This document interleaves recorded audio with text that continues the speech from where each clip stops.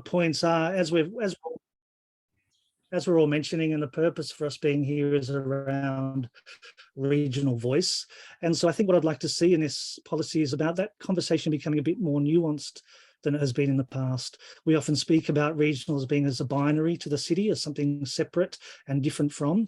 And so I think we have to be able to have a dual, or maybe even more than a dual conversation, but a conversation that allows us to speak to the really deeply local, whilst also understanding it as part of a flow with the city. So we're understanding both of these things. And, you know, through that, we understand things like some of our infrastructure needs are the same as what you have in the city, but also some of them are different, such as, you know, John touching on NBN, for example, and the importance of that when we don't have good access to that out here. Thirdly, I'll just say briefly that, you know, the importance of this being cross-portfolio and that this arts policy speaking in engagement with all portfolios so as to support ideas of socially engaged practice or arts and health and these types of making. And then finally, I think a really sort of strong voice that says, you know, not only the importance of First Nations culture, but that we understand that we're looking to that not just through history and through the past, but as for leadership culturally into the future for the whole of our nation. I think the spelling out of that future leadership through First Nations culture is important as well.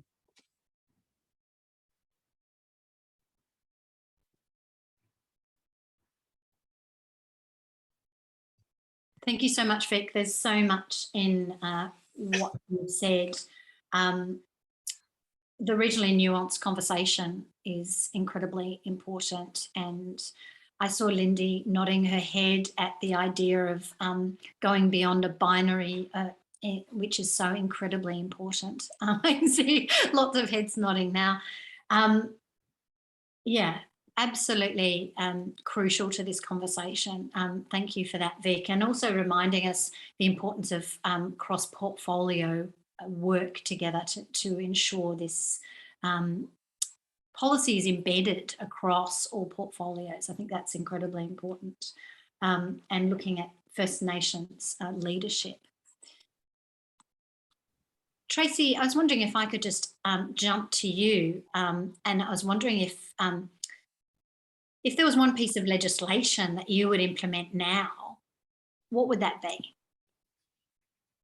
Well, for me, I don't think it is actually about legislation. I'm no lawyer and expert in political functions, but when it's legislation, that's about really substantial, you know, legal legislative changes, and that's not what I feel is most needed at the moment. I want to see a cultural policy that, you know, is aspirational and clearly articulates what this country can be in its approach to arts and culture. And then I want to see a government that is able to follow through on that commitment and take action to really develop those strands. And that may not be through legislation, but it is commitment. I think we do have to be realistic that, and in fact, I've heard Tony Burke say it himself, this is not going to come with potloads of money, and we know really the sort of climate that we're moving into. So it's, again, as much as I think we would all love to see more funding in the arts, it's about an attitude and a commitment. That's what I want to see most of all. And I really, also picking up on Vic's point about those other portfolios, that it's not just about the arts sitting there all by itself trying to do this alone. Somebody I know recently described the arts, you know, as a little child trying to hang on with all the other ones going, yeah, me too, bring me along as well. But we need the arts to be considered right across all of government, because that really is where art sits. So it has to be driven by the arts sector, but it needs to be picked up and shared right across government. So from a legislation point of view, I think the only area of real legislation that initially I am interested in are some of those issues that will sit alongside the workplace relations area because of the precarity of creative work and the things that have been so exposed by COVID. But we already knew before COVID that this was an industry that had real issues in precarious work. That I think anything that can be done to address that is the sort of thing that may require legislation, particularly if it's things like those schemes that we've seen in other parts of the world. I know years ago when I was spending time in France, they were actually, it was like a sort of, you didn't have to go on the dole if you were working as a artist, you went on a scheme, and they actually addressed that uneven flow of income that happens in the arts as well. So that sort of thing, I think some of those workplace issues are potential legislation issues, but in all the other areas, what I want to see is a plan, a commitment, and a follow through. And am I hearing accountability as well in there? Oh, absolutely. There is no point in putting a whole lot of work into a cultural plan if it then sits on the shelf and nothing is done about it. It's got to be a living document. And that's why I do think it's really so important at this stage that we all think about what we want out of this, and we all have that option to put in. And again, from a Regional Arts New South Wales perspective, we will be focusing on regional arts because that is our particular remit. But I think it is important that they hear all those very many voices so that they know what the priorities are for people, because I think there is a willingness to listen and a willingness to try and think big in an approach that really does encompass many different aspects of Australian cultural life. Thank you so much. I'm just going to throw to Prue and see if there are things in the chat box or a summary that you would like to tell us about. Thanks. Thank you, Sally. Thanks, everyone. Someone had a great comment about thinking about the regional issues in terms of the peri-urban and how the idea of the peri-urban or the in-between zone, and thinking about it in that sense, what that can bring us. Regional Australia as a centre of identity isn't new, but thinking about how you define and relate to the landscape, what makes that important is the important thing about thinking about regional when thinking about identity. What does excellence really mean, especially in terms of regional Australia, because excellence as a definition can be so vague and people have really different ideas about what is that. It's important to recognise the difference between regional, remote and rural, and the complexity within each of those places. So it's not just when we talk about regional Australia, just recognising that, they can be broken down further again. And in terms of First Nations, recognising the difference in knowledge systems and understanding that the call for a cultural policy and us responding to what needs to be in a cultural policy is the European Anglo-dominant way of thinking about it. So wanting to bring other understandings into that, and how do we break that up with other knowledge systems and make sure that those other perspectives get in there. Thank you so much, Prue. In terms of knowledge systems, John, is that something you would like to respond to? I think that there are different knowledge systems that require, well, there's the binary, of course, of excuse me, the thing of difference between Western knowledge systems and Aboriginal systems. That's one thing. They're not only physically, they're ideas of living together, ideas of solving conflict. It's not only about the environment. Now we think, now people are now thinking about, well, how do we manage the environment really? It struck me that most of the Western colonial period has had very little even consideration at all about doing anything to manage the environment in any way. So they're very important, and that there are expressions in art by artists and in exhibitions that bring that knowledge systems out, or questions, philosophical questions about how do we deal with this. I did want to say, though, there are two basic things going back to legislation that I didn't mention. I don't want to just pick up on everyday events about I've got bad acne or bad breath or whatever.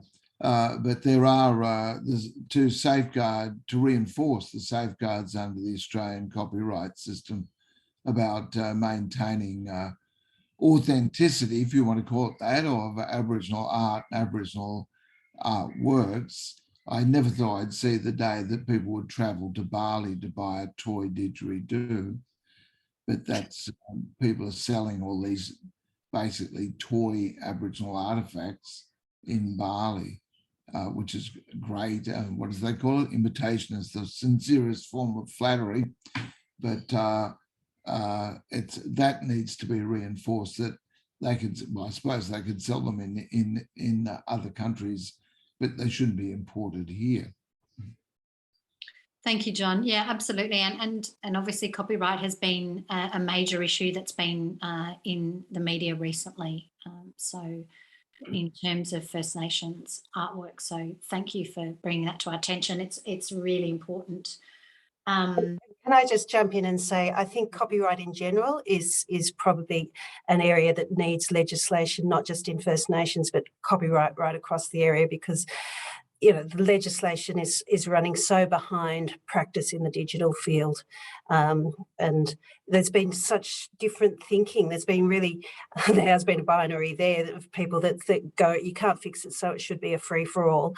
And other people going, no, we need to protect. And I certainly come down on the side of wanting to see artists' work and artists' rights protected. Mm-hmm. Absolutely. Thank you. I might just jump back to Vic for one moment. Vic, you talked about COVID and we didn't pick up on that. And I know that that's also having a huge impact, especially on performing arts and how that is budgeted, and thinking of safeguarding. And when safeguarding copyright was mentioned, I was thinking also of safeguarding artists and how that could be possible. Do you have any further thoughts on that? Things that maybe worked or didn't work for you, or things that you would like to see the government put in place? Well, I think in terms of what did or didn't work for us, I think, the one comment I would make about that, about what we have experienced is, we had such a drive during COVID to keep our grasp on outcomes, about public outcomes. And part of that is about people coming together and people sharing. But also, I think it's a constant conversation for us and for other arts organisations we know about the imbalance of investment between outcome and development and professional development and building of practice. And really, in reflection on what we've just experienced, COVID was potentially a good opportunity to put some time into that, but we didn't feel safe enough and we had too many stresses around it. So we weren't kind of able to do that.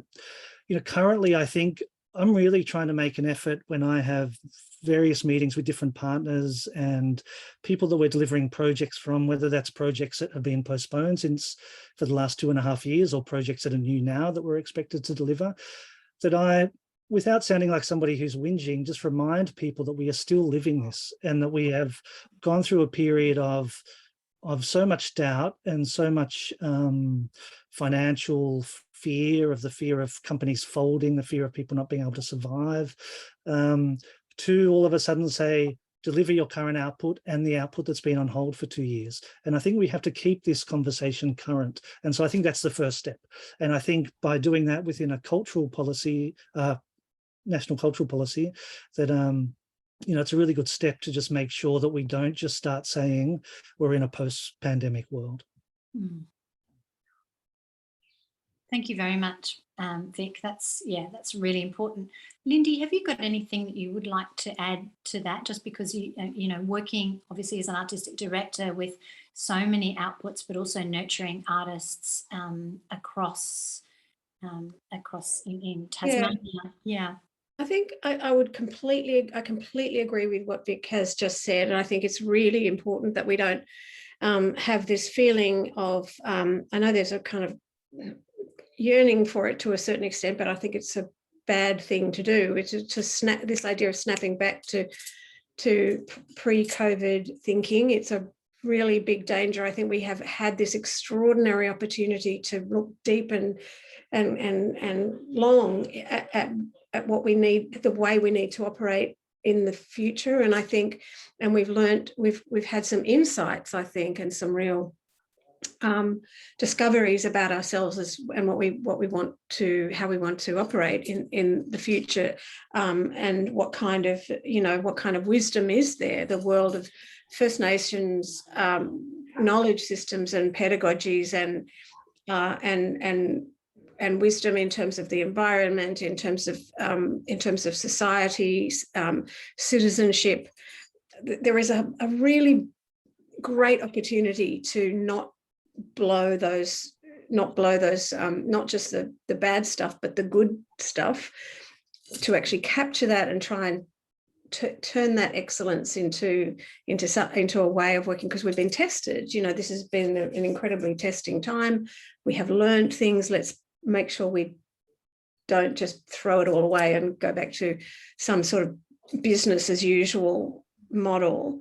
Also, I just think there's also some areas that I'm really interested in, trying to look beyond the stresses. I mean, God knows, try to put a festival on during COVID, it's horrible. But get beyond those stresses and into where the riches lie. And this area that I think we're all really interested in, whether we work in Metro Australia or whether we work in Peri Metro or Peri Regional, whatever, or good old-fashioned rural region or whatever. The notion of the hyperlocal, the notion of the work for our communities, working within our communities, and socially engaged practice, or ethically engaged practice, it is for me, and it was just touched on in the 2013 document as a kind of, CCD type offshoot, but I think it is now something that is a very great opportunity for a lot of disciplines to kind of come together. I'd really like to see socially engaged practice and this idea of really valuing the hyperlocal as something that we bring to the next phase and to the policy. So that notion of and just back to the issue of excellence. There is this idea of, excellence is such a troubled word, such a contested word. I think what's really important is to consider that there can be excellence in methodology, excellence in process, excellence in ways of working that are ethical and good and have integrity, and that is excellence too. And that has been shortchanged, I think, in a lot of our practices. And I think we need to look at what excellence, if it's going to be a word that we use again, who knows? I think I'd like to consider what that means in terms of methodology and in practice. Thank you so much, Lindy. Sally, Please jump in. Can I just say something else about the whole idea of socially engaged practice? What I'm finding super exciting about Tony Burke's language is about talking about the importance of this speaking across portfolios. So I think everybody has touched on in this conversation today something about the art fixing things, or its role with the environment or with culture or with gender. By taking a policy like this and having it actively work across portfolios, it gets to do what Tracy is hoping, where it keeps the document to be a living document because it's engaging in all of these different worlds. It enables us to be understanding that we can therefore have impact across all of these areas that we all know that the arts is so rich in impacting. And so we've already established a mechanism for that to potentially happen. And so I think in doing that, what we do is enable this sort of growth of socially and ethically engaged practices to really sort of embed themselves in Australia and to really sort of go on. But at the same time, I think we have to understand that as we look more to the artists to work in areas such as creative recovery, say that we saw a lot after the bushfires and floods, or in areas such as arts and health, that this cultural policy has to also establish the conditions that nurture the artist. So we can't just extract these outcomes from them. We have to care for them through this policy, and we have to nurture them as artists in order to deliver all of this great, amazing cross-sector outcomes that the research tells us is possible. Vic, that's really beautiful. I love the established conditions which nurture the artist. I think that's incredibly poignant and absolutely at the grassroots of what we're talking about. So thank you for honing in on that. We've only got a few minutes left, so I would invite, that feels like a beautiful kind of final thing from you, Vic. Does anyone else on the panel want to say anything to finish up where we're at? I know we haven't got to everything in the chat, but we will be keeping that, and so I know that that's something that Prue can have a look at later. Anyone on the panel would like to say anything else? I want to pick up a comment that I just saw coming from Kim in the chat, that about, you know, the hyperlocal, you know, has all that value, but you can be very much about place and working with the local, and at the same time have an international vision. And I think that's so important, that we have those aspirations and that sense of being grounded in our place, relating to our place, but operating in a world. Absolutely, I couldn't agree more, Tracy. I think that's kind of the point, really, that we look to our, you know, what inspires us in our communities, and then they find ways of sharing it. I just spent some time in the UK at a conference around this idea of socially engaged practice, and it was such an interesting conversation, because it's a conversation that is entirely global. This idea of the hyperlocal and the socially engaged practice is entirely global. It's also, from a festival director's perspective, changes the way you think about programming, and changes the way you curate a festival. If you have those kinds of projects, as you know, you're really able to connect with your communities in a very different way. And it's what audiences are absolutely hungry for. So these aren't just little, you know, small scale thinking type projects. I'm thinking about exactly the same way that this is very much, from my perspective, a future of at least, and a growing art form. Absolutely. Thank you, Lindy. John, did you want to say any final words? Well, what Lindy was saying about, you know, goes back to the things said previously about the medium is the message, and the medium is the art, is the actual art statement, really. That's what I was talking about with access to transport systems, but also just to the intellect things. We think of, well, we don't think much about using digital media now. It just happens. We do it all the time. In fact, they're an irritation, most probably, to many people. But for someone else, a young person, the access to knowledge internationally is something really, really beyond what we could have ever imagined before. And that's why I said about the ABN, or whatever it is, the internet system that should be taken to regional places. Otherwise, and telephone systems, they're the things that will not only excite people, but they also will allow audiences to see those people without them even leaving Wilcannia or whatever. They can still reach an audience, and that's those systems.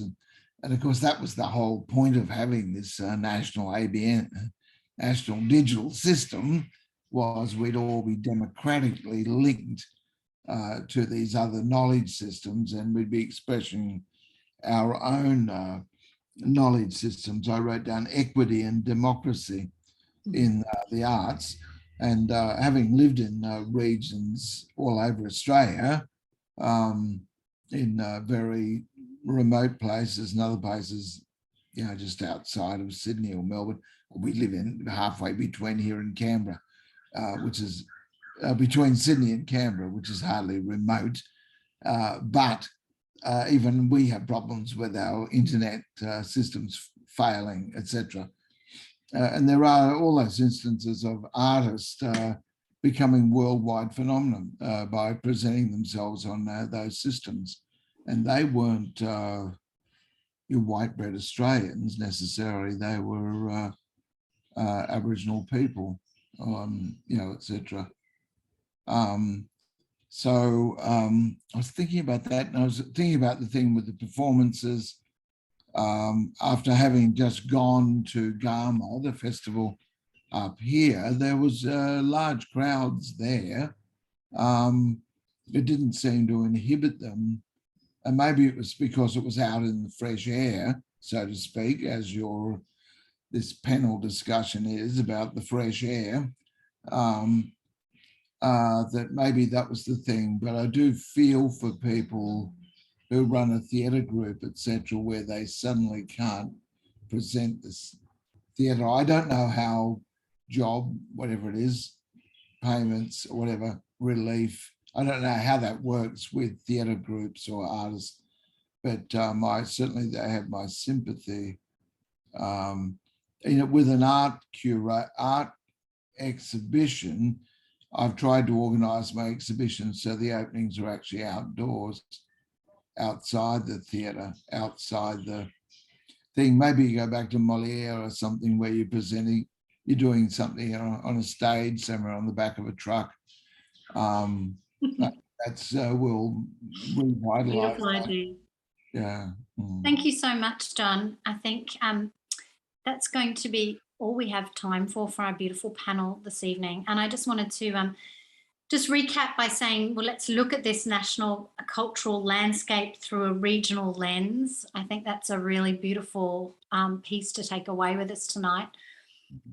Please thank Regional Arts New South Wales for presenting this panel, and our esteemed speakers for their words of inspiration and reflection towards a national cultural policy. Thank you to the audience for your thoughtful questions or comments there and participation, and we will have a look at the other ones that we haven't got to this evening. Now, you can all go online, do your submissions for August 22, that's the deadline. You can do this. Thank you, everyone. Thank you and good night.